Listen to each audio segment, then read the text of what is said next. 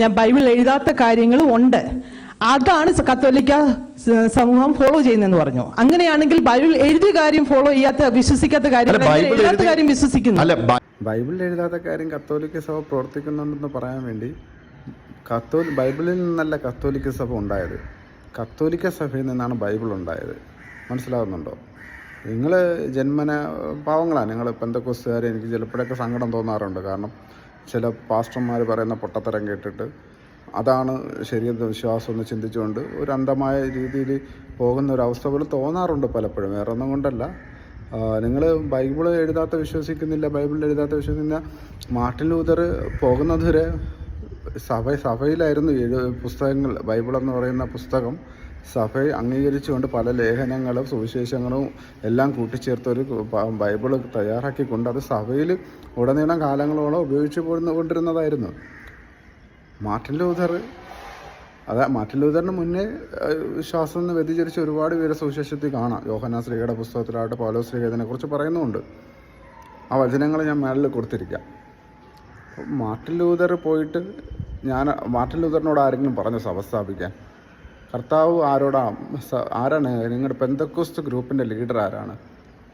Martin Luther. കത്തോലിക്ക സഭയുടെ leader ആരാണ്? യേശുക്രിസ്തു നിയമിച്ച ലീഡറാണ്, പത്രോസാണ്. മാർട്ടിൻ ലൂതറിനെയാണ് യേശുക്രിസ്തു നിയമിച്ചതെന്ന് നിങ്ങൾക്ക് എന്തെങ്കിലും തെളിവ് തരാൻ കഴിയുമോ?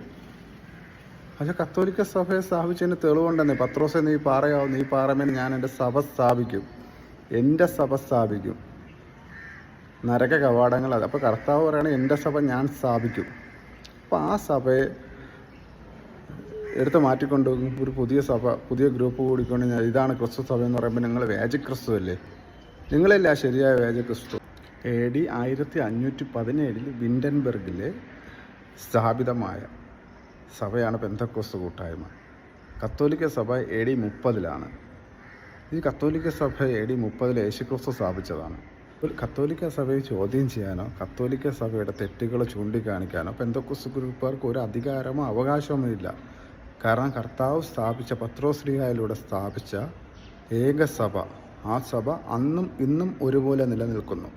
ആ സഭയിൽ നിന്നും തന്നിഷ്ടത്തിന് വേർതിരിഞ്ഞു പോയി തൻ്റെതായ ഒരു ഗ്രൂപ്പ് തുടങ്ങി അത് ആ കൂട്ടായ്മ ക്രിസ്തു നയിക്കുന്നു എന്നും പറഞ്ഞുകൊണ്ട് തൻ്റെതായ ഒരു ഗ്രൂപ്പ് തുടങ്ങിയിട്ട് സഭയെ ദുഷിച്ച് പറയാനുള്ള അധികാരം നിങ്ങൾക്ക് നൽകിയിട്ടില്ല.